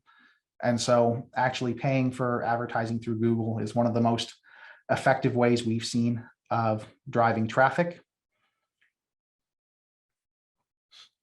In order to actually drive that traffic though, and convert once they hit your website, you're going to need an effective offer. And again, you'll have seen from talking to the panelists that there's a few different ways you can approach this. A lot of smaller merchants make the mistake of thinking, a 5% discount, a 10% discount is going to be really appealing and make a lot of movement on your store. There's a lot of deals going on this weekend, and you're really competing not just with everyone in your inventory, your industry, but everyone else in a wide variety of industries that are trying to capture a lot of that traffic that's flooding onto e-commerce stores to make purchases over the Black Friday, Cyber Monday weekend. And so you really need an offer that's going to stand out and appeal to people. Now, If your competitors are offering very aggressive saving discounts in that like 40 to 50% off range, and that's not something that you can realistically compete with in terms of offering an actual percentage or price off discount, this is when it's time to get creative in some of your offer planning. And again, the panelists touched on some really good ideas there. There's that idea of actually a philanthropic discount where they're doing a gift in change or a donation in kind. There's the buy X, get Y option is also very effective. Another effective discount method that we haven't seen mentioned in the panel, but can work very well, is doing variable buy X, get Y. So the idea, if you buy X amount during Black Friday, we'll give you a small gift with purchase, and then you're also entered into a draw to get something larger ticket down the road. So there's a lot of creative ways you can approach your actual offer. But the key thing here is that it has to be an engaging enough offer to actually stand out amongst the crowd. Just doing, a small discount to say that you offered a sale during Black Friday, Cyber Monday really isn't going to make any waves.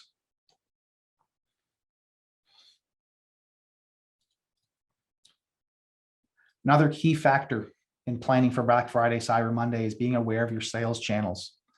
Try to think about everywhere that you're targeting now and some of the ones that maybe you haven't been targeting, but know that you should be, and have a plan to actually act on those going into the Black Friday, Cyber Monday season. Don't leave any of them behind. So your website is going to need some work. It's going to need a tune-up to actually get ready for the sale itself.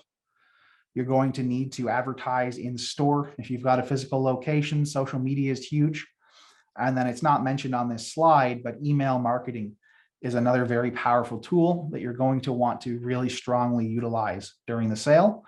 And we'll touch on that a little bit more detail later on. One thing that all of these sales channels have in common, and this is a place where a lot of small businesses struggle, is that you need captivating content. If you're thinking about upgrading some of your media assets, now's a really good time to do so.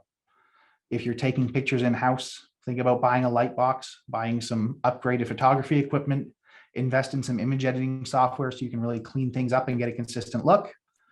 Or if you're thinking of hiring an external photographer, now's the time to capture a wide variety of assets, because you're going to need those for everything from your paid ads to your social media posts to your online store itself, as well as your email marketing. This is a really key tool that every business selling on Shopify is going to need, and not something that you can really succeed without. So if there's one thing you're going to polish up in advance of any sale efforts, make sure you've got fantastic imagery of your products, because if people aren't in store taking a look at it, this is the next best thing that's going to help them actually understand what you're selling and see the value in it more readily.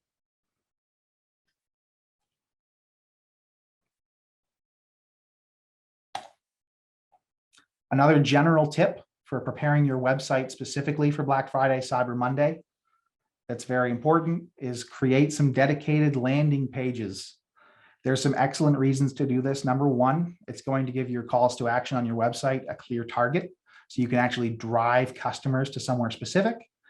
And number two, it's going to make all of your ads significantly more relevant. So if you're doing any paid advertising or social media advertising across various platforms like we've talked about, you don't want your hyperlinks going back to your homepage. That's about the worst thing you could do in your advertising effort. So what we recommend is creating specific pages for the Black Friday, Cyber Monday sale itself, whether that's one or more collection pages selling a variety of discounted products, or selling specific categories of products that fall within your Black Friday, Cyber Monday sale. Make sure you have those specific targeted endpoints to actually take people to in your advertising efforts, because it's a very low effort way to actually make all of your advertising efforts come out much more successfully and much more consistently. You're going to have better conversions automatically just by grouping your products together and sending customers right to the places they're actually trying to get to, instead of just your homepage. Our next topic has been touched on quite a bit in the panel. And this is an important one, especially with everything going on with COVID. Inventory management. How are you going to handle increased volume? And this is something that you have to think about from a number of different angles.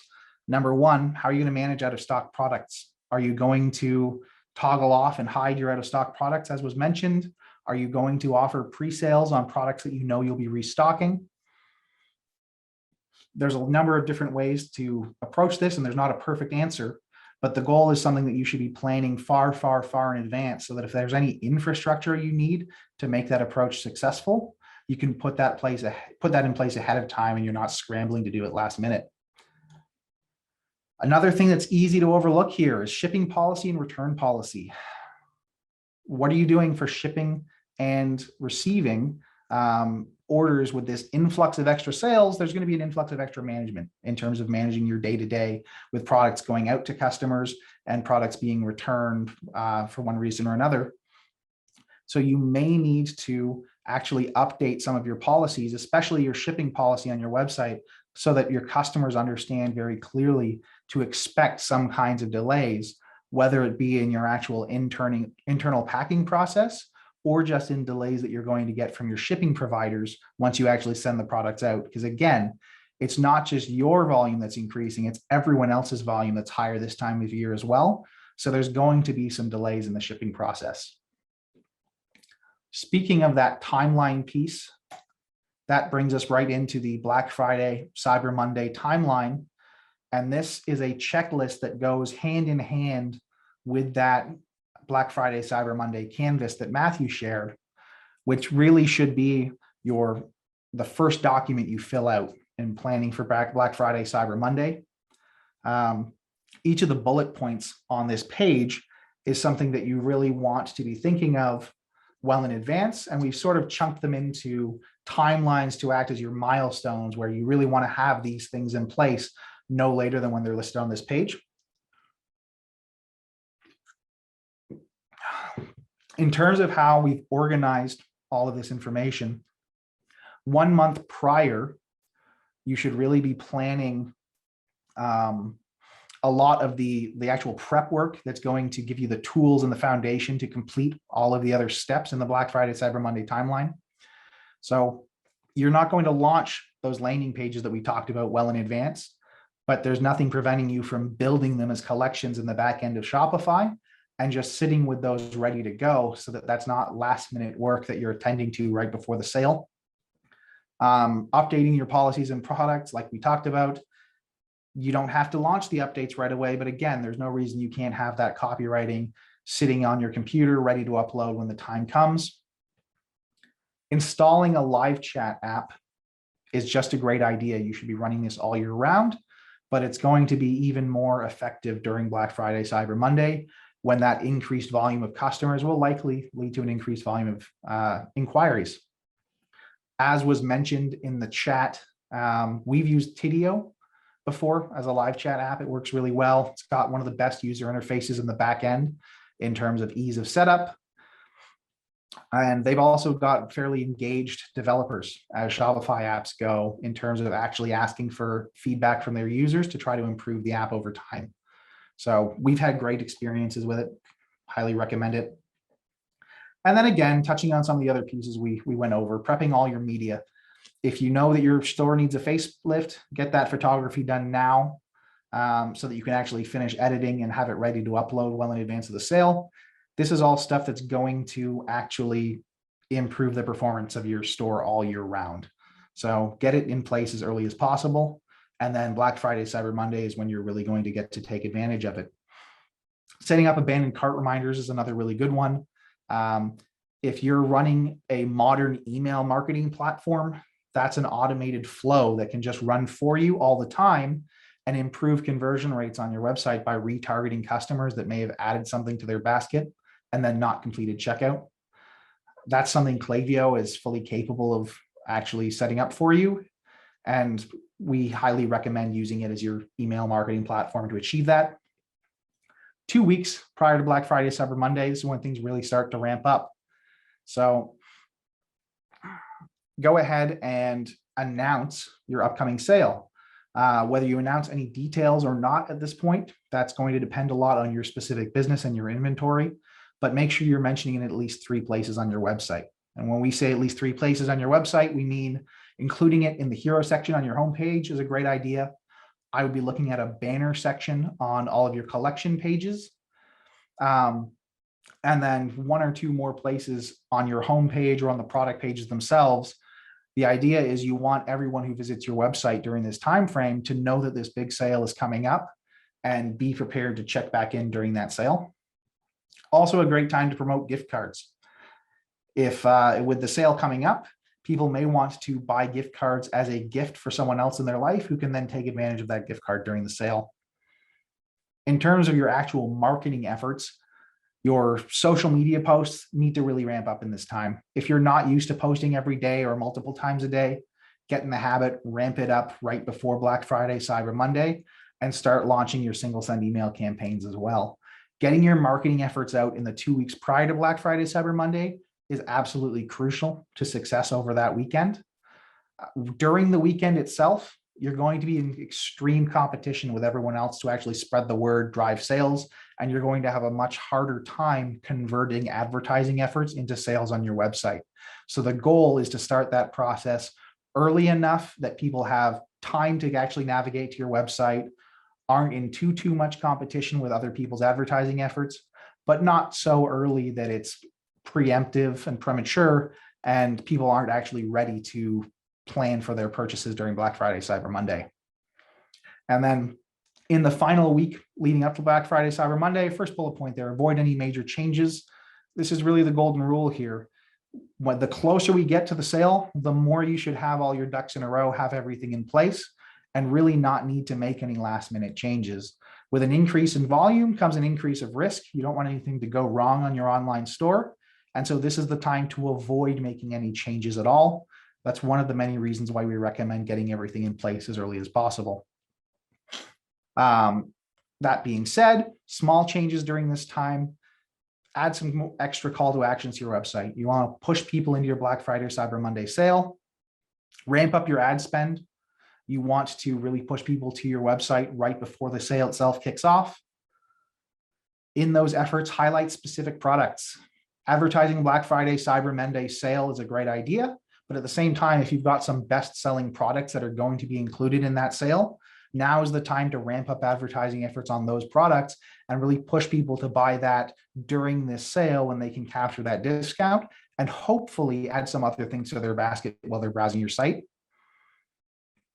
This is also an excellent time to retarget your email recipients with a stronger CTA or special offer. So if you're using a platform like Klaviyo and you've sent out some emails to your existing mailing list, you'll be able to see who's opened those emails, who's clicked on those emails.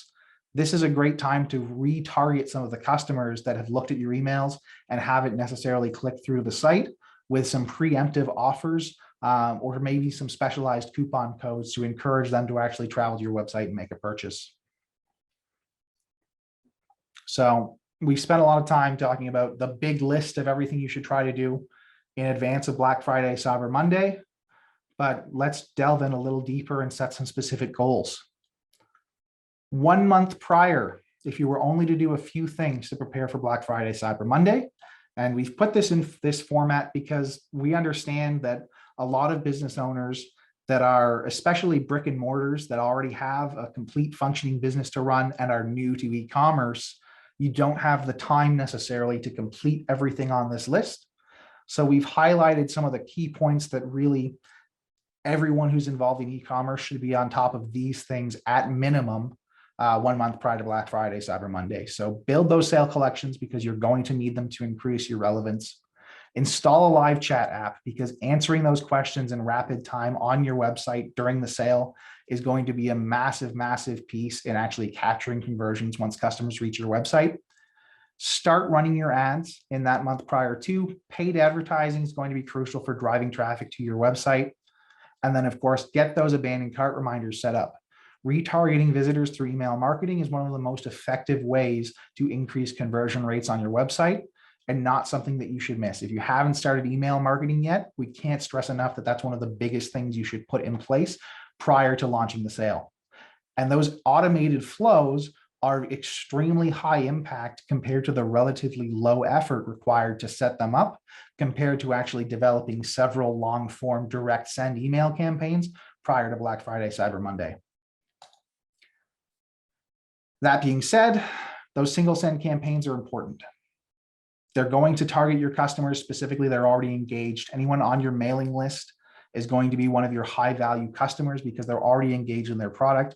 They're more likely to make a purchase than a brand new customer who's not familiar with your website. So get those single send email campaigns out, retarget your existing mailing list, and then again, mention your sale on your website in multiple places. If you're going to do nothing else in the 2 weeks prior to Black Friday, Cyber Monday, take advantage of your mailing list and make sure your sales well advertised on your website. The last thing you want people to do is visit your website and be confused because your user experience doesn't make it clear enough how they can actually capture the Black Friday, Cyber Monday savings. 1 week prior to Black Friday, Cyber Monday, if you're going to do one thing, ramp up your ad spend. Can't stress this enough. You don't have a virtual storefront. You've got a virtual shopping portal, but you actually need to drive traffic to that website because no one's walking past it on the street. No one's just going to look in and see what a beautifully designed website you've got. Push those sales with active marketing. 1 week prior, ramp up that ad spend as much as possible. If you have a limited advertising budget, we strongly recommend pushing the majority of that advertising budget into that week leading up to Black Friday, Cyber Monday, rather than trying to spread it too thin over the months preceding the actual sale. During Black Friday, Cyber Monday itself, completely change your focus. The goal here is no longer to focus on driving traffic. If you've missed your audience up to this point, it's probably too late to capture the results you would like during this sale. The goal is to take the customers that are visiting your website during this time and transform them into repeat customers and lifelong customers. You're trying to increase the lifetime value of those customers. And the way you do that is by actively managing their user experience. Comes back to that live chat app we recommended you install. Answering that chat within a couple of minutes is a great way to improve the user experience on your website. Social media messages, stay on top of those. You want to respond to them as quickly as possible as well, at least within an hour. And then with emails, you have a little bit more flexibility. Don't completely cancel your outreach efforts, though. This is a great time to focus on your owned media. So make sure you're sending out at least one social media post per day, preferably more. And then send at least one promo email per day as well, because again, you want to engage with your active audience and draw them into your website. What's your biggest responsibility, though, during Black Friday, Cyber Monday? You should already have an idea what the answer is going to be if you've been paying attention to our opening introduction. Take notes for next year. During the sale, all your setup should be long done. You shouldn't be building any infrastructure at this time. It's all maintenance. That frees you up to put a little bit more of your time into taking really good notes. Keeping a strong eye on anything that's gone a little shakier over this Black Friday, Cyber Monday, or successes that you really want to capitalize on more next year by doing more of, write those things down. As Matt mentioned, if you write it down, you can go back to it. That's what's going to give you that repeatability that you want next year to make your Black Friday, Cyber Monday even stronger. Along similar lines, Black Friday, Cyber Monday follow-up. This is where the fun really starts. Make the most of all of those sales. Push people into your email lists so that you can actually build some retargeting. Mark your orders shipped to actually trigger email updates and get them out the door as fast as possible so your customers actually have the confidence that you're taking the care and the time to put a proper plan in place and ship those products efficiently. There's going to be some delays on the part of the shipping carriers. The best way you can manage that is by decreasing the delays within your own operation as much as possible. In addition to managing the short-term email follow-ups in your actual shipping, this is a really great point to have some automated emails set up through your email marketing platform to schedule follow-up emails down the road, requesting reviews or promoting new offers. You always want to be retargeting and driving those customers back into your website to create repeat sales down the road, because that's what's going to allow you to focus on the long-term health of your business rather than just the short-term influx that comes from Black Friday, Cyber Monday itself.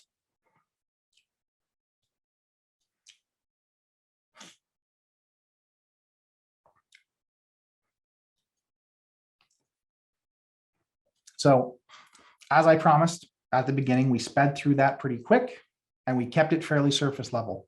So again, it's just a strong reminder for any new merchants that there are some real basic things you want to make sure you have in place well in advance for Black Friday, Cyber Monday. And if you've been at this for a while, go through that checklist just as a gut check to make sure you really are staying on top of everything you need to accomplish. If you want to go back through these slides in a little bit more detail, because I know we did go through some of those checkpoints pretty quick, you can actually get the slides on our website. They're free for download. You don't need to sign up for a mailing list or anything. You can just go to the workshop page and actually download the slides right from there. If you want to connect with us to get some input on, any of your Black Friday, Cyber Monday plans, we're happy to connect on LinkedIn. Or if you have specific questions, feel free to give us a call or email. And of course, we've left some time in this call itself to answer some of your questions now. So with that, I'm going to open up the floor to Matthew as well, in case any questions have come through in the chat. There's a lot of good questions in the chat, and I've got a few that I just want to bring up first as well. It wasn't really spoken about in the panel, but your post-purchase follow-up is probably just as important as landing the customer in the first place. You've done everything right.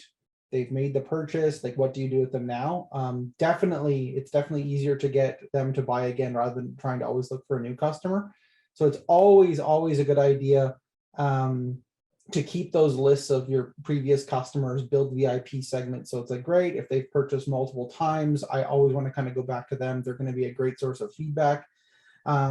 Cassandra and I were in a separate workshop last week, and one of their merchants was actually just calling people.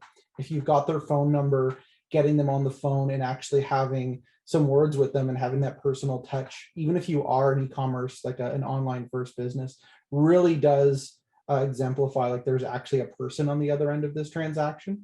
And it's a great way to capture feedback and show that, like, again, if that's your type of business, it's a very strong indicator. And normally that's what people are looking for in the first place, is to have positive interactions with the business owner. So I'm just going to go back into the chat. Matthew, I'll jump in there as well. It's online is such a funny thing too, because it's very similar to in person, but where you want to walk into a brand or a store where you feel really comfortable and welcomed. And if you shop from that same place all the time, the person at the cash, they know your name, they know who you are. And so that adding that personal touch and like really just making people feel special, I think is so important, especially at a time that, a lot of people aren't going out to stores and aren't getting that interaction. So if you're able to really drive that home and make your customers feel special, I will tell you that your customers will come back time and time again because they are building relationships with you, rather than just going and buying from some random brand they've never heard of. That's exactly what Mind's Eye is doing as well. It's like, if you can form a relationship, and he's doing that through streaming. If you can form a relationship with your customer, it definitely creates some strong engagement. I'm going to, again, would be the start of what is called word of mouth marketing. They're like that whole word of mouth marketing is, if I've got a positive story that I can share with my friends, family, my network about, wow, I actually had this happen in my life, it is worth sharing. And that's what builds your brand. I've got some questions in chat, and in no particular order again. Any tips on getting more email signups on Klaviyo, or email signups in general? Yeah, there are a ton. There's a ton of ways. So one definitely, beyond someone actually reaching your website and signing up in the traditional means, is definitely announcing things that are only available. So building some exclusivity through your social media channels is saying like, hey, great, if you sign up, you're going to get early access, and I can tease that content out through any of the platforms that our brand would be a part of. So like, if you're operating like if you're doing regular Instagram Reels, if you're doing something on Instagram TV, Instagram Live, any kind of live streaming, the goal there is to get them through that secondary channel back to your website to sign up. And I would strongly recommend segmenting those users so that if they've come through a YouTube channel or live streaming service or through your social media, you can track where they're coming from to know that they're more or less engaged in this area of your business. If they want a notification every single time you go live or if a sale comes out, that's where we want to be targeting them again.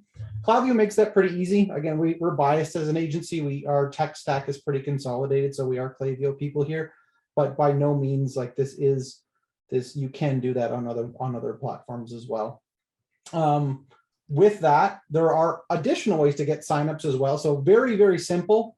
I would be looking at, so buying a mailing list is really not something that I would ever recommend. It's not something that I would ever, it's very, very frowned upon about actually purchasing third-party data. Klaviyo doesn't like it. Most email providers won't like it. You'll get all kinds of spammy emails. It's a great way to get picked up by spam filters. Yeah. So definitely that's not a good way to do that. It's you, especially if you're operating in Canada, you're gonna be infringing on some regulations. So definitely don't consider buying data. You can harvest data yourself. So you can definitely do that through a brick and mortar location. You can definitely do that as simple as like on your receipts. Many brick and mortar locations actually have on the receipt, like, sign up, like Home Depot has one of the biggest ones. You can like sign up today, tell us how we did, and to be entered for a chance to win X and Y. It's like every opportunity I'm either asking for feedback or I'm going to try and give something away and get data myself. So if they opt in to give you your stuff, you're very okay. Don't consider buying third-party data or even second-party data from someone else, because you're going to run into some trouble. Your comment about the receipts brings me to a really good retargeting option I want to remind people of, because a lot of people forget about traditional marketing methods, and that's thank you cards in your actual purchases, where when they open the box, there's something nice and personalized waiting for them saying, hey, go to our website, sign up for our mailing list. Here's something to actually thank you for your purchase. And it's an extra surprise when you open the box. It's small, it's relatively low effort. You can get your shipping department to fill out and send them. Means a lot to your customers, and it works really well. Sometimes the traditional method works. Mm-hmm. One thing I would add too is like, think of your post-purchase and or just think of the purchase as it does not stop from when your box goes out the door. It continues until your customer physically gets the product. So if they're opening their box and they open it up and the product is just shoved in there and it's not, not conducive with your brand, like it will have an effect on their perception of it, right? So, but if you're buying something that your brand is really like has a specific vibe, make sure that when the person is unboxing that, that it really just continues through the purchase. There's this whole thing on TikTok, just people unboxing things. And if you're able to get your products in front of the right people, and imagine you had an influencer just randomly do that, but then your product doesn't really show up very well, like you'd be kicking yourself in the butt. So just make sure that like you're thinking about once the product gets to the person that continues, or that's all part of the purchase. That's a really excellent point. And expanding on that, that brings me to one of probably the most underutilized options for email marketing is actually using email marketing to continue your onboarding. So knowing that the sale doesn't end at checkout, especially for high context products or high complexity products, we work with a lot of companies that are selling tools or software or something more in depth than just something you open up and that's it. And often those are more expensive, higher ticket items. For a product that's got a higher value and a lot more context to it, it's a great idea to actually send additional material to your customers that have purchased that product through email marketing that isn't necessarily even sales focused. If you've got manuals, warranty information, care instructions, anything you can do to help people make the most of their purchase, there's no good reason not to send up an automated flow that's going to kick those emails out to your customers that order those products so that they actually get some long-term care instructions after their purchase. There's this, and building on that, the education piece, not every one of your emails that you send in the post-purchase should be sales focused. I use a little metaphor. If I was selling yo-yos, I would do like trick of the week, and I would film a little video and I would show you how to do a little yo-yo trick. And again, the product value is $5 or whatever a yo-yo costs. But if I can show you a trick that every single person that has bought a yo-yo and they get another little video, those start stacking up and they would just enter the flow. And again, that's more face time with my brand. And again, it's something as simple as that. So education is going to perform a lot better than sales in an email. And again, people are going to be, it's going to be easier to share. You're going to be able to duplicate that content. Again, you could use that same yo-yo video, that same educational video on your social media, YouTube, you can put it on your website. There's going to be lots and lots of things to do with it. So it does come down to creativity. And again, every product, every customer can use a little bit more education when they're actually making a purchase to extend that lifetime value. One thing that was mentioned last week is one of the panelists that we had was cook culture, and they sell like kitchenware. And they were saying that after, post purchase, they send out emails of like, how do you take care of your product? Right there. It's like, they're not trying to get you to buy something new. They're actually trying to get you to take care of what you just purchased, so you don't have to do that. So just another way of thinking about it.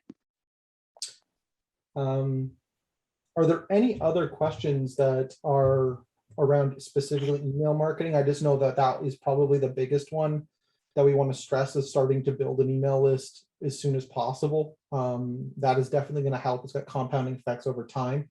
If you have more questions specifically about that, feel free to reach out. I'll drop my email again in the chat. We can have conversations about that later on. I wanted to touch a little bit about ad spend, because as most people are small businesses, competing against the big guys on Black Friday, Cyber Monday can be really, really difficult. And for the most part, if you're not already advertising, I would strongly recommend don't. It's a very, very dangerous game to get into. It's a great way to lose money. So if you aren't comfortable in deep water really, really on, this is now not the time to start investigating, hey, I need paid ads to actually get my product out. It's the most expensive time of year to do this. So any mistakes you do make are bigger, more costly mistakes. Something that I would look at in the future is you would, if you're considering paid advertising, don't. But what I would do during Black Friday, Cyber Monday is look at what brands in your industry are advertising, note that competition down, and do some research on that later on so that you can actually be more prepared in 2022. How about a person?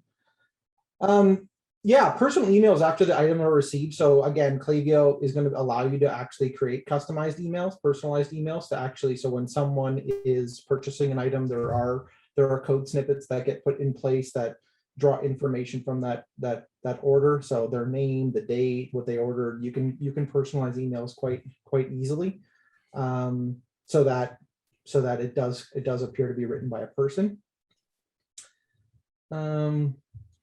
Yeah. You guys help setting up ad campaigns? Yeah, we do. Yeah, there's a lot we do. There's a lot we don't do. I don't want to really get into the whole sales focus. It's not really our whole mandate here.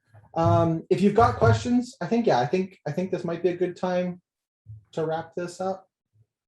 There's a couple of questions in chat about Google Ads. Yeah, if you're a small business that hasn't done this before, from an agency perspective, we wouldn't even recommend, we would not take your money and start running ads during Black Friday, Cyber Monday if this is your first year of advertising.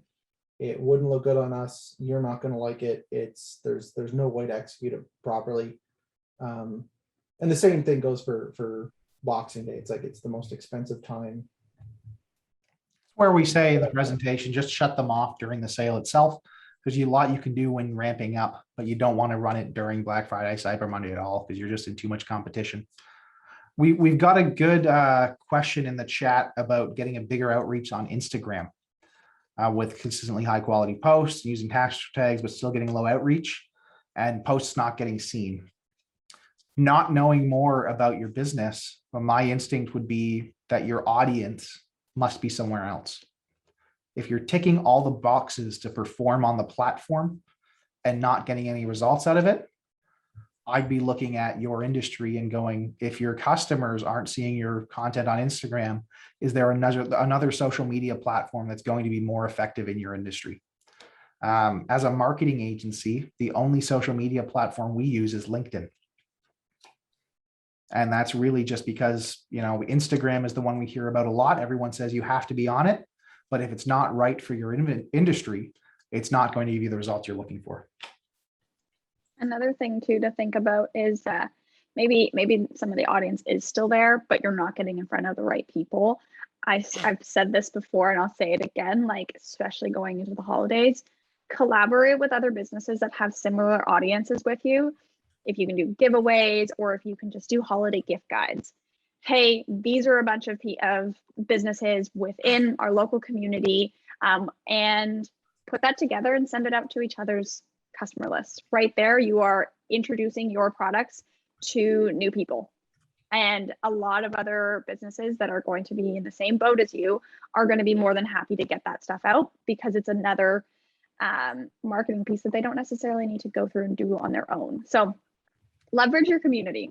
I'm a community manager and I love what communities can do for businesses. Just make sure that you're also leaning on those people because like we said before, it can be quite lonely and a lot of people are in the same boat.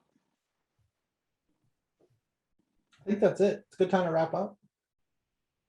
And Sandra, we are a great little input in there about how we should do holiday gift guides.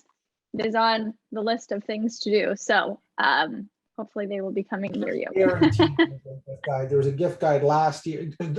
Shout out to the Shopify blog, by the way. They have an insane amount of educational resources. If you're not signed up for that Shopify blog, they do daily or even sometimes multiple times a day blog posts that are just extremely high value. It's all things related to Shopify and as well as entrepreneurship. There is quite a bit of value in it. I mean, the only other blog that I would recommend beyond that would be probably HubSpot, and they're like, it is A1 content coming out of Shopify on that piece. So go sign up for it. It's good. You get it every day. That's probably where you'll get the gift guide as well, is on through their blog. Yeah, gift guide. Yeah. But we're hoping to get it out to other avenues. But again, work in progress. The list of things we need to get done. It's on there. I think that's it. Thank you so much for everyone attending. If you give us a little bit, we will be releasing the full video to everyone who did sign up for the presentation. And if you have questions, feel free to email me. And with that, I'm going to say thank you to Cassandra one more time because this has been a lot of fun. It's been great. And with that, we'll see everyone. Hopefully everyone has a great Black Friday, Cyber Monday.